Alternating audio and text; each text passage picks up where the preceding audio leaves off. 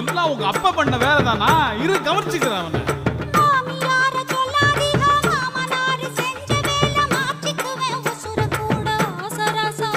ஐயோ அப்படி எல்லாம் பண்ணிடாதம்மா.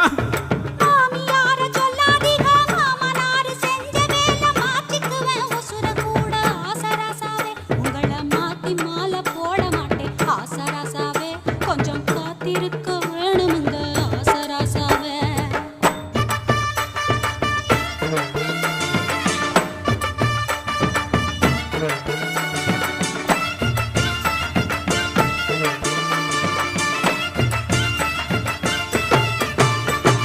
முக்காப்பவுன்னு தாலி ரூபா 300க்கு சீல வச்சே.